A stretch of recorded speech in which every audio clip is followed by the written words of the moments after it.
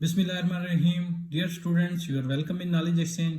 Students, आज की इस वीडियो में हम यूनिट नंबर 16 इंट्रोडक्टरी इलेक्ट्रॉनिक्स की एक्सरसाइज के एमसीक्यूज जो है वो सोल्व करने जा रहे हैं। Question number 1 is cathode rays are. तो कैथोड रेज हमारे पास बेसिकली इलेक्ट्रॉन्स होती हैं। So option C is our right answer. अब आपसे अगर ये पूछा जाए कि इसकी रीज़न क्या है, तो इसकी रीज़न ये है कि जो वैक्यूम ट्यूब्स के अंदर कैथोड रेज थी वो ऑब्जर्व की गई थी as a stream of electrons, इसलिए कैथोड रेज को हम कहते हैं कि ये इलेक्ट्रॉन्स होते हैं।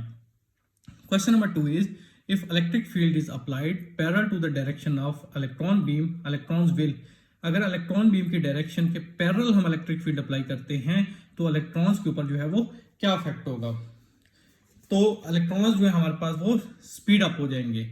तो इस चीज को समझने के लिए सबसे पहले एक केस हम डिस्कस कर लेते हैं। वो केस ये है कि ये इलेक्ट्रॉन बीम की डायरेक्शन के हमने परपेंडिकुलर इलेक्ट्रिक फील्ड अप्लाई किए हुए हैं। तो इस केस में क्या होता है कि जो इलेक्ट्रॉन बीम है वो पॉजिटिव प्लेट की तरफ जो है वो अट्रैक्ट होती है। तो अब हम क्या करते हैं कि अगर हम ये केस कर लें कि अब हमारे पास इलेक्ट्रिक फील्ड जो है वो इलेक्ट्रॉन बीम के पैरेलल में है, उसका क्या मतलब है कि इस नेगेटिव प्लेट को आप यहां ले आए, पॉजिटिव प्लेट को यहीं रहने दें। तो अब क्या होगा, अब चूंकि बीम ऑफ इलेक्ट्रॉन्स इलेक्ट्रॉन्स ही हैं तो क्या होगा, ये पॉजिटिव प्लेट जो है इन इलेक्ट्रॉन्स को अट्रैक्ट करेगी, जिसकी वजह से ये इलेक्ट्रॉन्स जो है वो स्पीड अप हो जाएंगे। So option A is our right answer.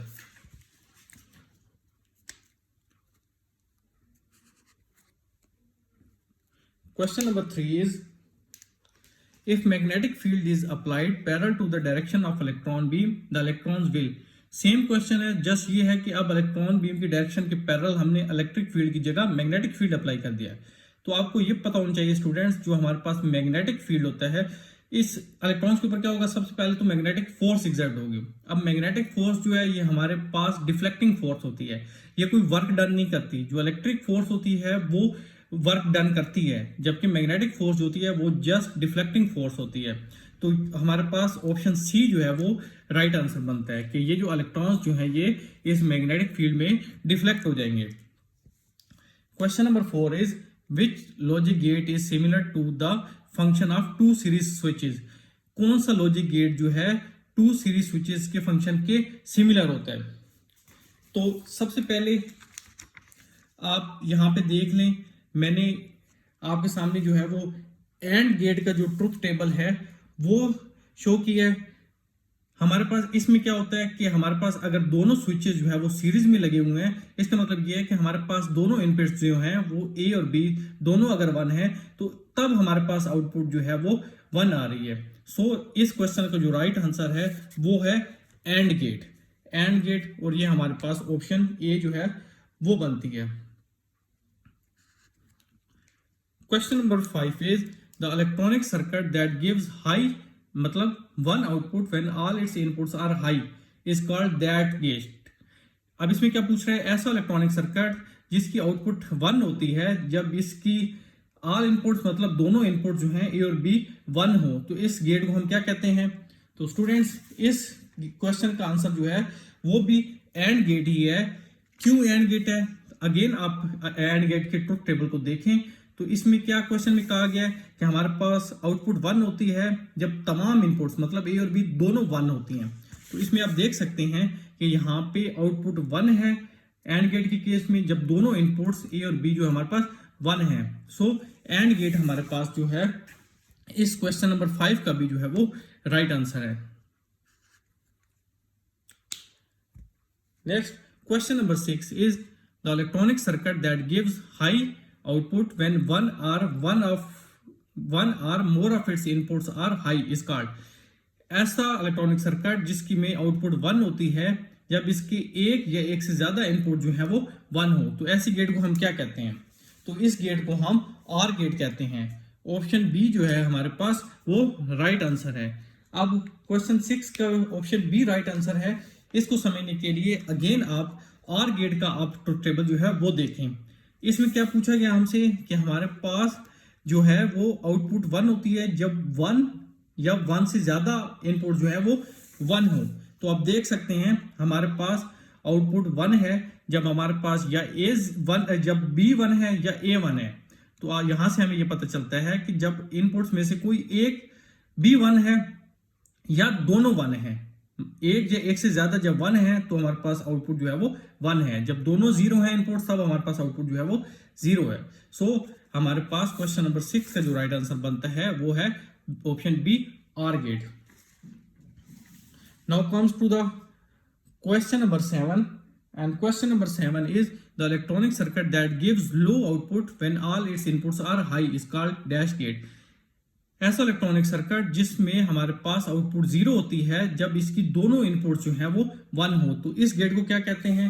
तो इस गेट के सबसे पहले आप ये देख लें, ये है ट्रुथ टेबल, और ये ट्रुथ टेबल जो है ये है बेसिकली नॉर गेट का।